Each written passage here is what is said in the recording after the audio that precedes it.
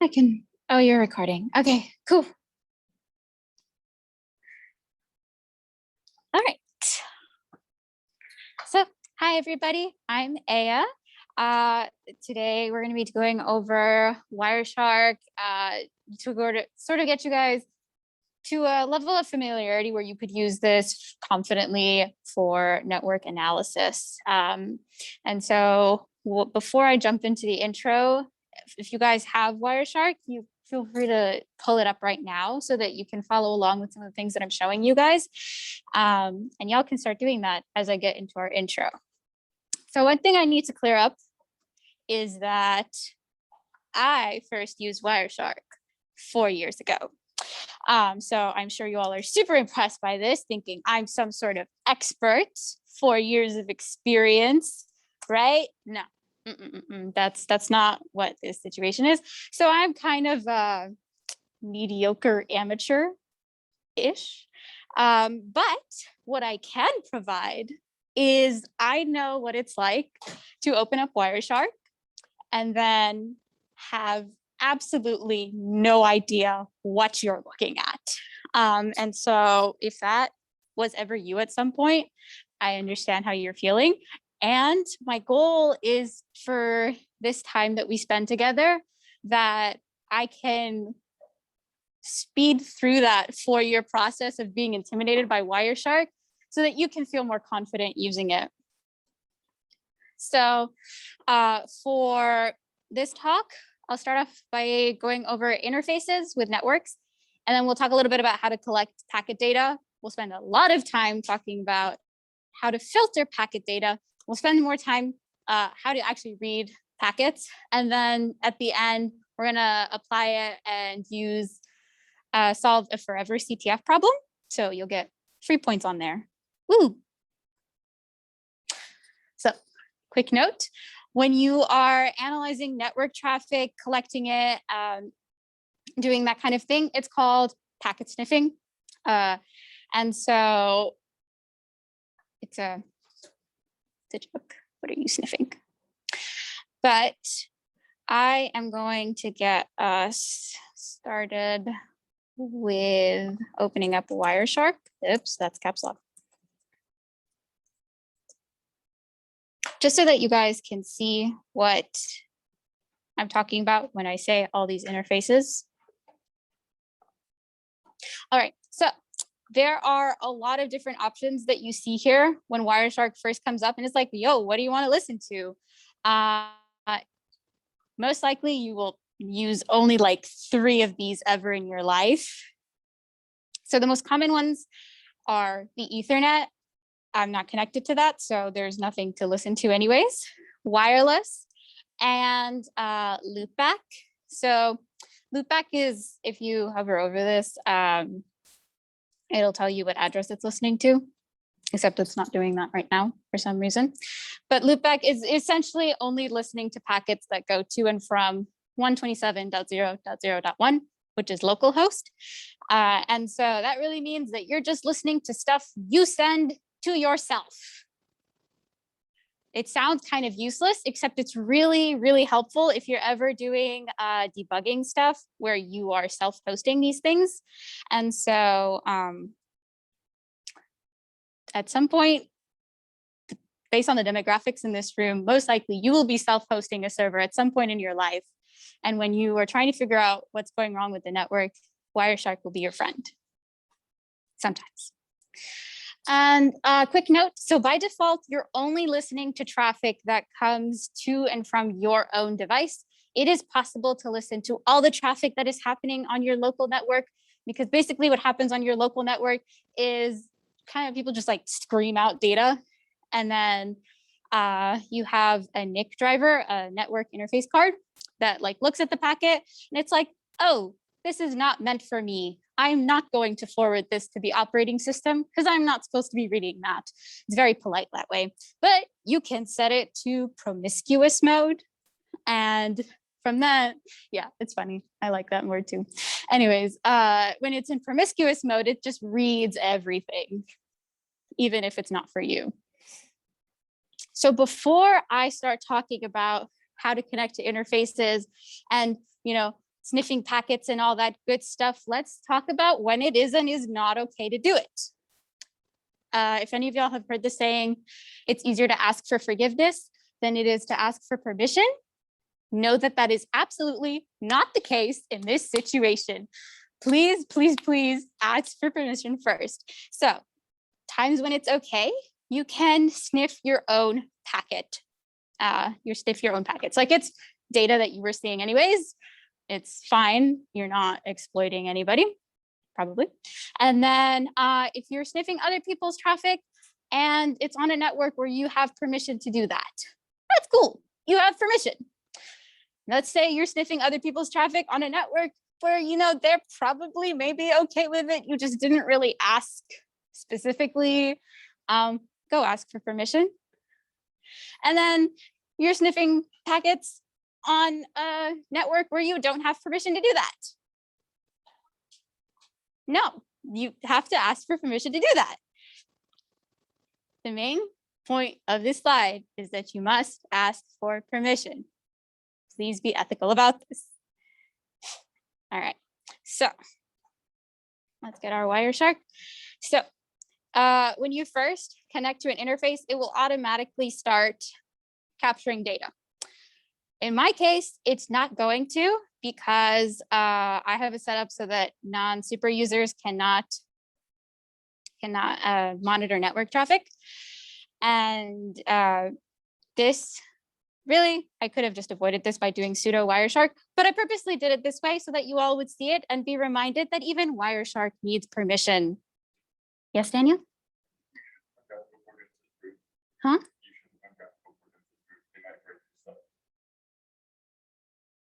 Good to know.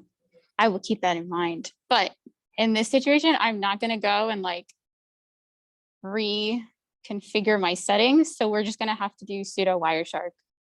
But thank you. All right, so I'm going to do exactly what Daniel told me not to do. It's okay then. It's fine. So let's listen on the wireless network, and immediately you start getting inundated by data, which is pretty much what should be expected. Networks are very noisy places. And so self-explanatory buttons probably, hopefully, stop or restarting the capture. Note that if you press either of these, then you will have to save the data that you currently have, or you will lose it. It doesn't, as far as I know, there's no way to like pause a capture and then restart it again and just keep adding on. If anybody knows about that, I would love to learn, but I haven't found a way to do that.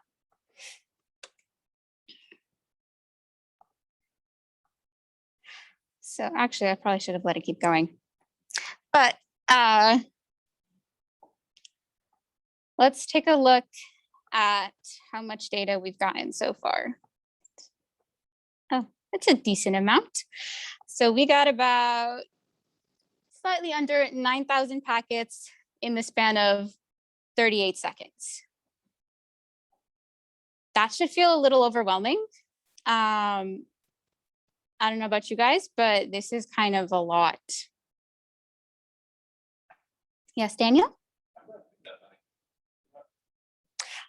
So keep in mind, I am on a Zoom call, and which would explain many of the UDP packets. So for those of you who are unfamiliar with networking or maybe a little rusty on it, so UDP is what we would use to stream anything. So for example, Zoom. So I can actually get all of my UDP packets. Let's do our first example of filtering. So I can filter by protocol.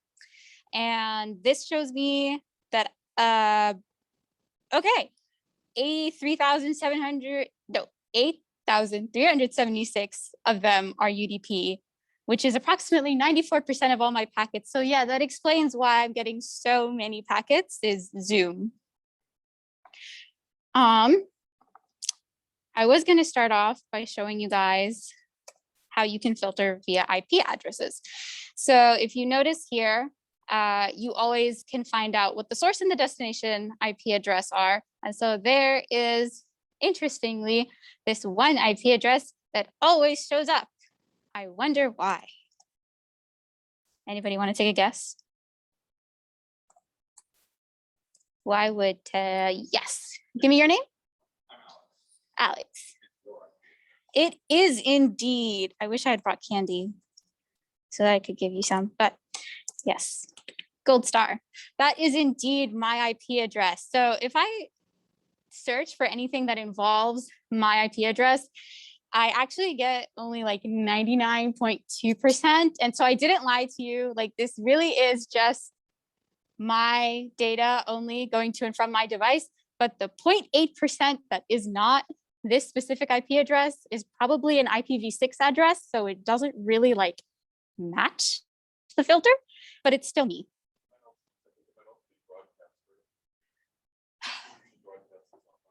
It could be.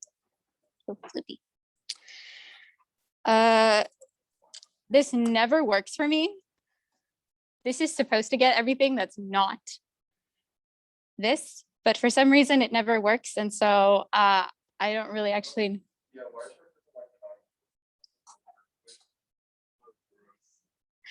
Anywho, it could also be broadcast, but yes, I promise this,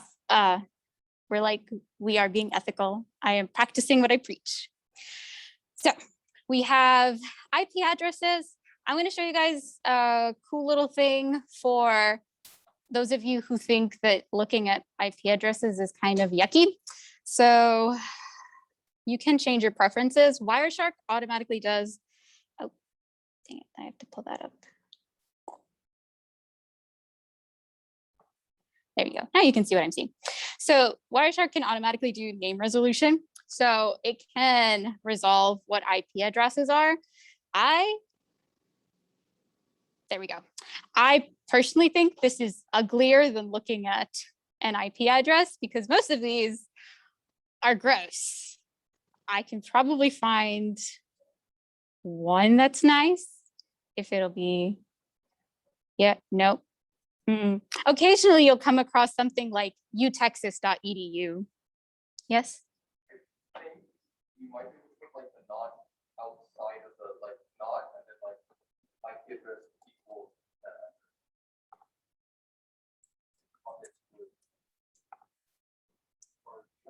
you might have to use more not. Okay. All right. Yeah. So it's IPv6 addresses essentially.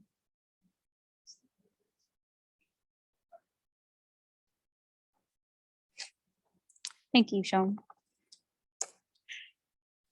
But yeah, I'm going to set this back because I personally do not like it. Sometimes it's useful, but not in my case.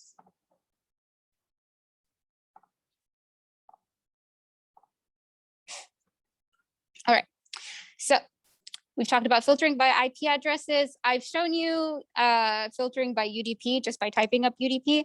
Same thing will work if you want to filter by a different protocol. So HTTP, TCP, TLS, ARP.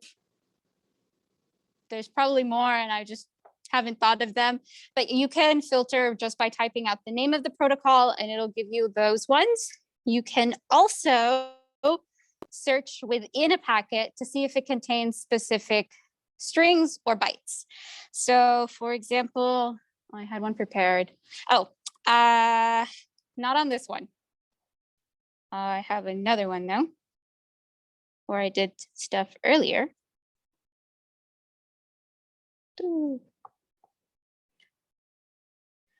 So here I went to the Atlassian, I don't know how to spell Atlassian. All right, HTTP and then contains. So Atlassian, their CTF website from a week ago is hosted over HTTP. And so not all of their packets, but a lot of their packets happen to include the word Atlassian somewhere in there, probably because when you get the request back, it may be within the HTML itself. And when you send the get, it's probably somewhere in the host there we go, in the host Atlassian CTF. So if you know that there's something in particular you're looking for within a packet, this is a nice way to like filter for that. You can also do it with bytes. Like I could technically do like, this is gonna be embarrassing, 61 dot, yeah, I don't actually have the ASCII table memorized anymore, but essentially, okay. Apparently it's not 77. Just representing it in terms of the bytes itself, we'll also be able to get you some things in case there's like non-readable text that you're looking for. I'm going to go back to Atlassian because there was something else that I want to show you guys, which is that you can filter things by conversation. So one thing to note here is, for example, let's take a look at this particular packet, which was sent by me from a port 55846. But if I go to this next one that was also sent by me, it was sent from the port 55848. So it's a different port. And so Wireshark interprets this as being two different communications. And so it can group all of those together. So I'm not sure if you can see on the side here, it's a little subtle, but there's a solid gray line for anything that, there's a solid gray line for conversations that are together. And then over here, it starts to get dotted, which means that this is not part of your conversation. That's kind of hard to see. And so one cool trick that you can do is you can do control and then one of your number keys. So for example, I know that control 3 is purple. And so it will highlight all of your conversations from a particular, all of your packets from a particular conversation in one color. And so you can see it more easily.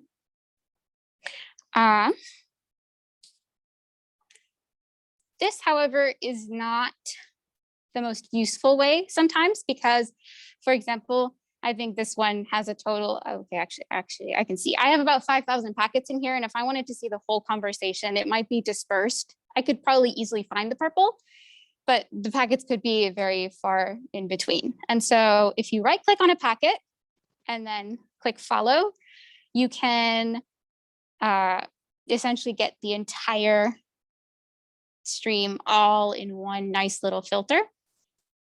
So this pop-up comes up. So you can see on this pop-up, you can see basically all of their communications back and forth. And Wireshark will automatically like put in the filter that finds your stream. To this day, I'm not really sure how to find out what the stream number is besides just doing the follow thing. I don't really know where it tells you what the stream is, but they enumerate all of their different streams.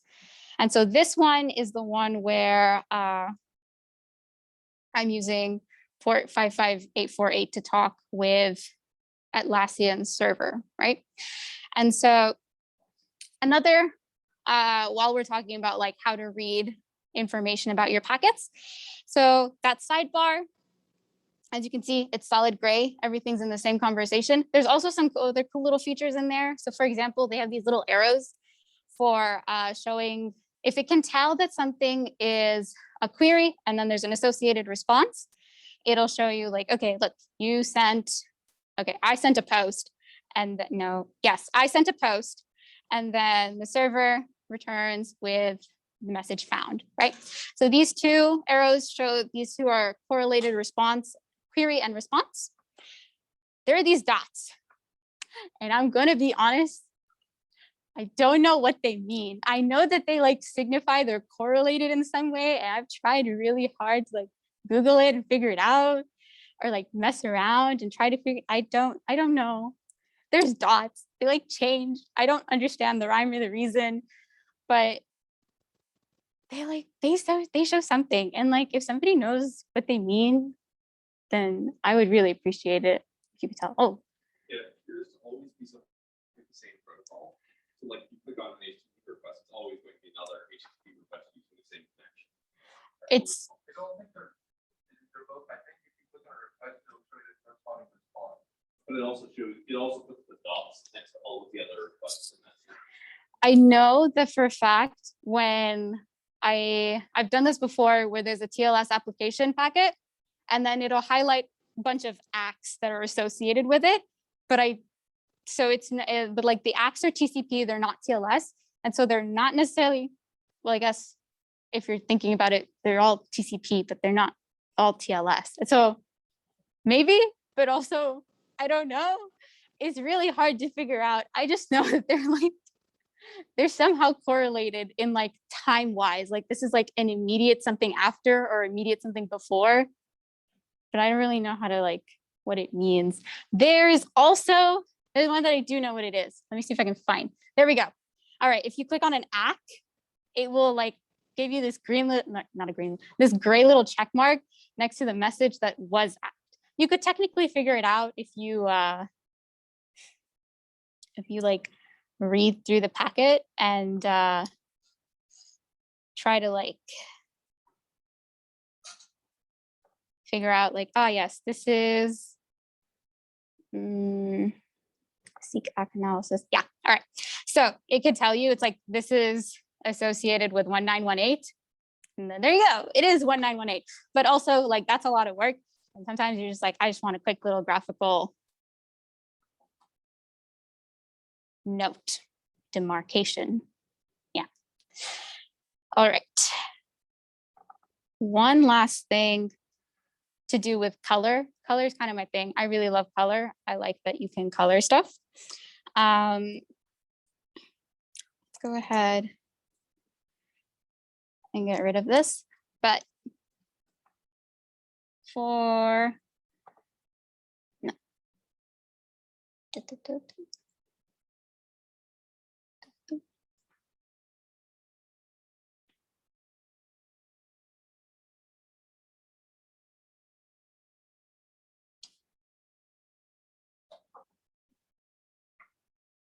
I literally did this morning and now I can't remember how to get there. Colorize rules. There we go. View. All right. So, and let me bring up the bar. Gotcha. All right. So, for example, let's say that you have particular preferences for how you want to see your data, or there are particular filters you want to add in, like for all time. This is how you would add more permanent color rules versus just like the control number, where it's just like a conversation and it'll disappear after you close out Wireshark. So you can modify any of your own coloring rules. So for example, if you think this is like a crime against humanity to have light gray text against white background, you could always just modify it. For example, I added this particular TLS filter. That's not on there by default, but I think TLS should be highlighted. It's just like, it bothers me that it's grouped under TCP as well. I also changed my own TCP color. It's like by default, this light gray color in the background. And I was like, well, that makes it really hard to distinguish from UDP. And I think those should be like very distinguishable from each other. So if you ever get to the point where like you're using Wireshark regularly and you're all like, wow, I would like to be able to see things more easily at a glance, this is how you would go ahead and like adjust those coloring rules.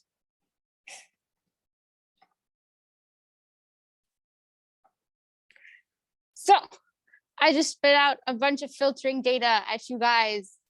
And now you're like, well, how do I know like filtering commands in general if you didn't just tell them to me? So that's a great question. I guess you could always read the official documentation, but what I like to do is just guess and then hope that the autofill feature will figure out what I want. The success rate is not always great, but I'm kind of lazy, so yeah. No, actually, not always.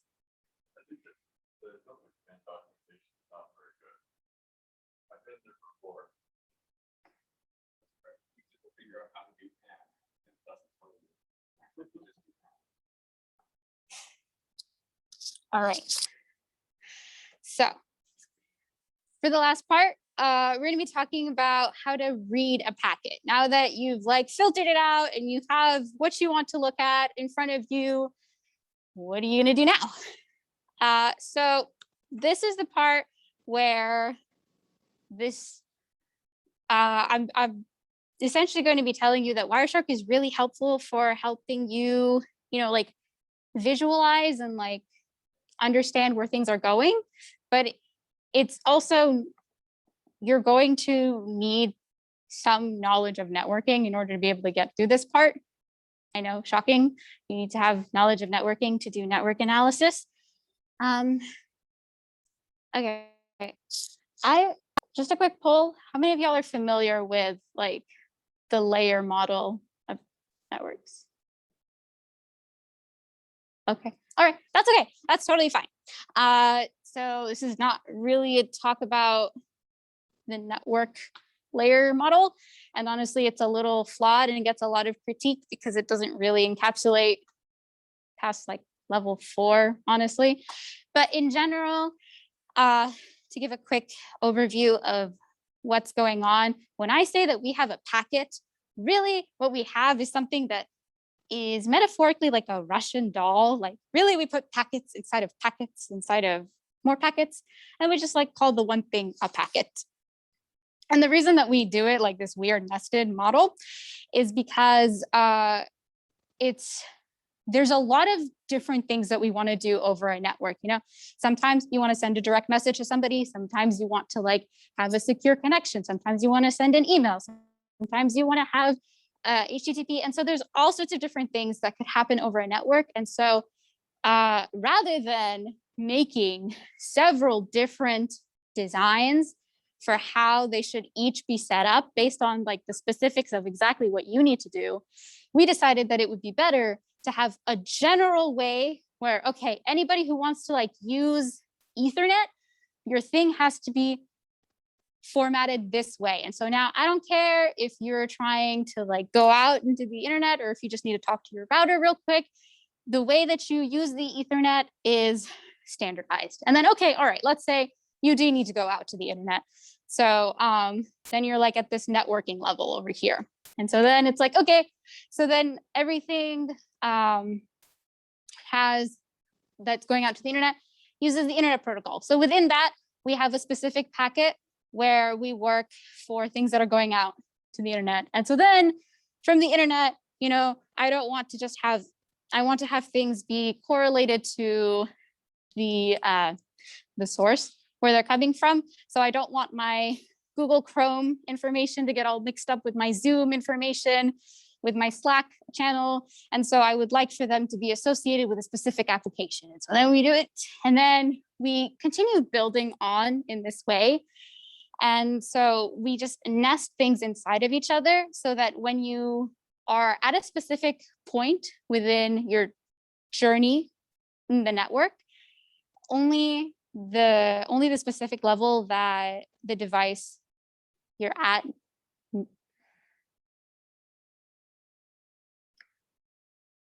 when you're at a specific level, whatever is handling you as a packet knows how to handle you as a packet and does not need to know how to handle either the levels above or the levels before you. Above or below you. All right, and so this allows us to be specialized and good at one specific thing, and then let other people handle the other parts of the network that we don't really care about anyways. So that was a lot. Let me try to help you all visualize that a little better. So let's take a look at an ARP. Wow, I got no ARP. Okay, that's interesting.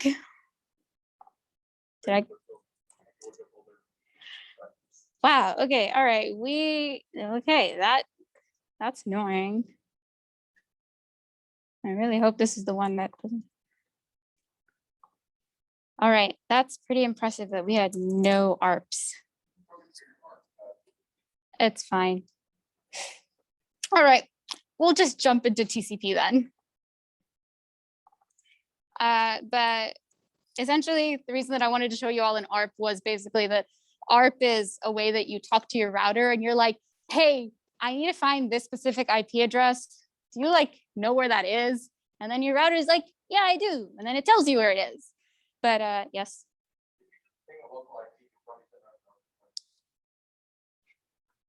Do I really want to do that? I don't know. All right, let's try it. Oops. 1.41.103.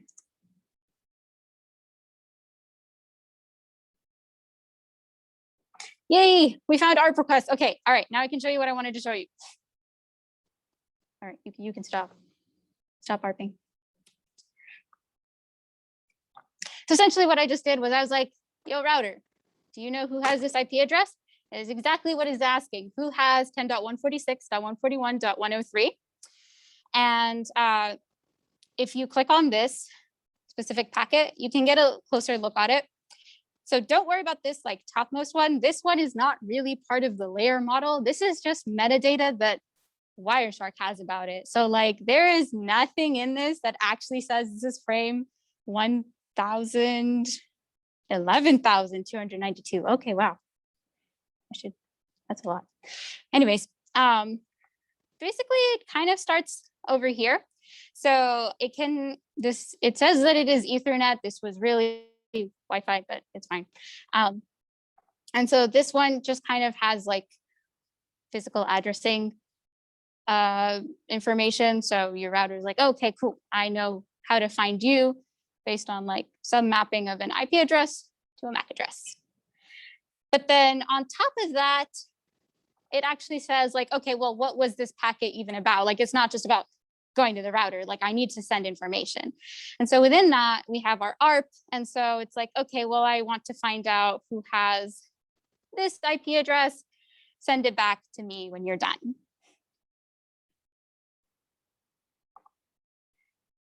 Okay, that's a lot of TCP. Anywho, so if we look at a TCP request, there's more information here. So not only do we have Ethernet, but we also have something, okay, so it says that we are using IP, and then on top of that, we're using TCP. So what's happening is now instead of just going to the router, I'm like, no, I want to go into like the outside world and like talk to people, right? And so in order to go to the outside world and like talk to people, I have to use the internet protocol. And so now instead of using ARP, I've got IP. But like, I also want to like actually have like structure to how I talk to people. It can't just yell into the void. And so now I have a TCP within that is associated with like, okay, cool. Like I know which port I am associated with on my computer. So when you get information, this is the port you go to. And when you go over to that other machine whose address I gave you, you need to talk to them on that specific port, right? So that everything is nice and isolated and people are not mixing all their communications together. So I wanted to get this last part. I want to show, what is it? Tls handshake.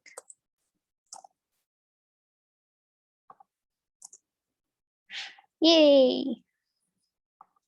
All right, I want to follow this specific. All right. So I just wanted to show like one step further.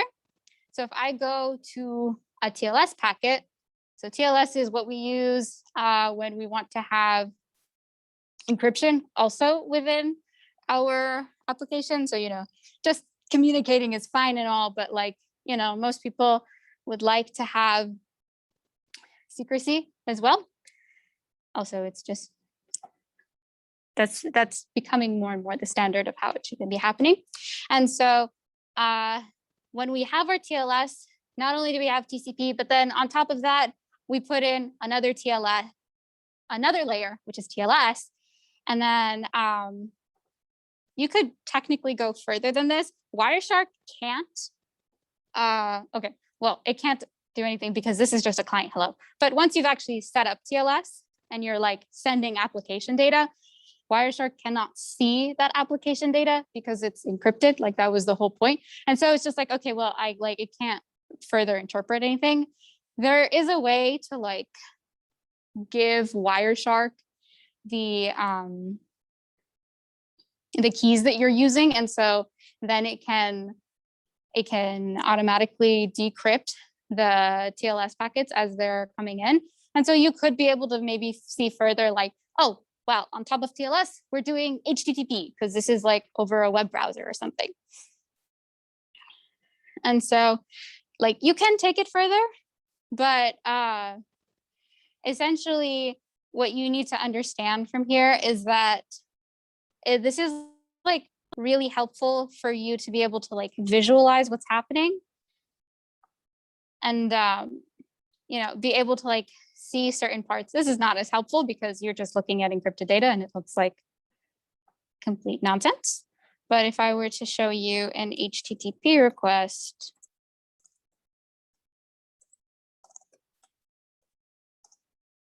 you could actually read some of these things. So for example,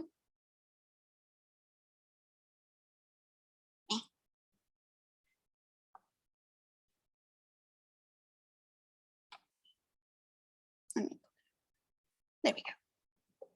For example, remember when I brought up the stream? No, this is not the right stream.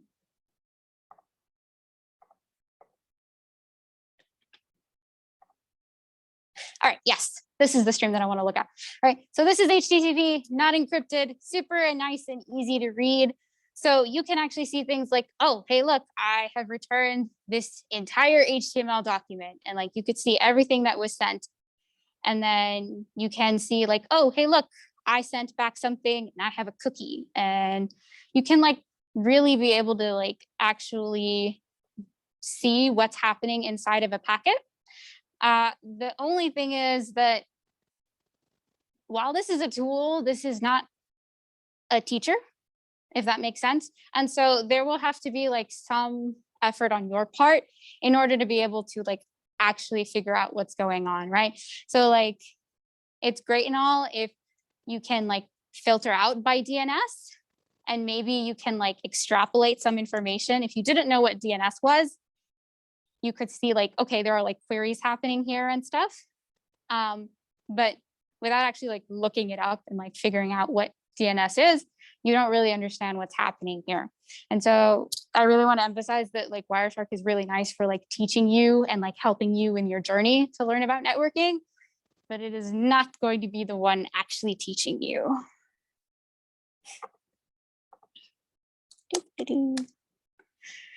All right, so enough of me talking, more of you guys actually doing stuff. So go ahead and log on to forever.iss.io. And we are going to do the Wireshark problem together. How much time do we have? Yeah, we might not get to HTTP object because I know that you guys probably want to eat food instead. But if you finish Wireshark, I would definitely recommend that you go ahead and like do that one instead.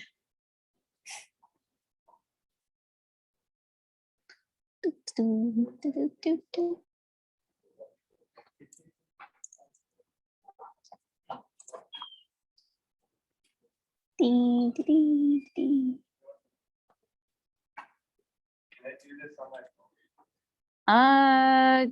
No, I don't. Well, okay, hold on. Probably not.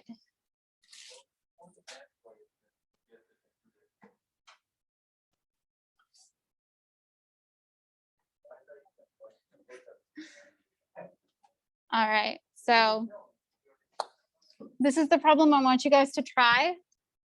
I didn't actually show you guys how to like bring open up PCAP files, but essentially not too bad. You just file and open and then it'll, nope, that's not the one that I want. That's the one that I want. And then you can see somebody else's network packet capture.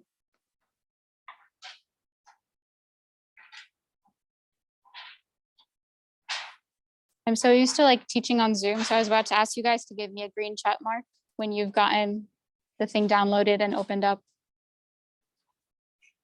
Thank you, Alex. I appreciate your thumbs up.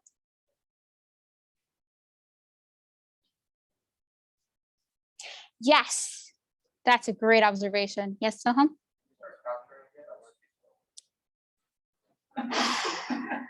Sure. What?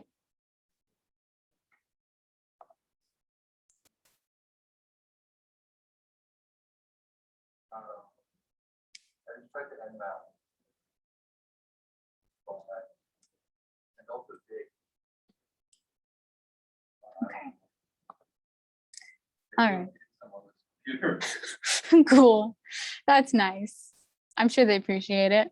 All right. So yes, Alex noted there are indeed a lot of DNS. Actually, like just based on like this preview from the sidebar, the entire thing is blue. So the entire thing is just like UDP, if not like overwhelmingly in majority UDP. So this is just a like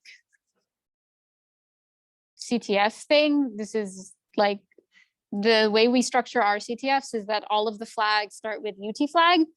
So if I had to guess, I would probably say that this should be in something in a TCP packet somewhere, and it contains UT flag. My guess was totally wrong. So there are no TCP packets which contain the words UT flag. Anyone want to try something different?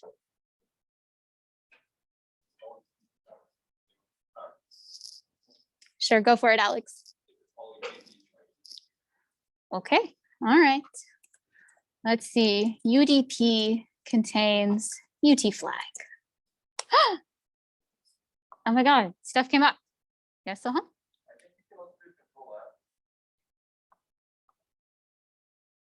Yes.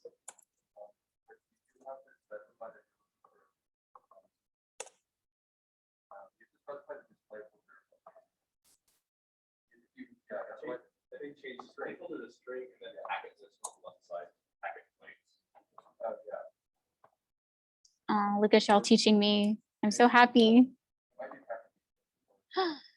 Oh, all right. Anyways, at this point, we found something. So I'm just going to look at the stream. Hooray! Yes, I've just like totally broadcast the answer to this one. So I hope that's like not against the rules. We've like done this before, right? Just like given out answers to forever CTF problems. No, they are worth the experience, Daniel. Yeah. No, they're not. You can't you can't get the actual flag itself, but I just solved it on my phone. Yeah, the podcast. Amazing, Garrett. Good idea. All right. Okay. Give yourselves a pat on the back. Hold on. Let me. Sean, can you stop recording? Thank you. All right.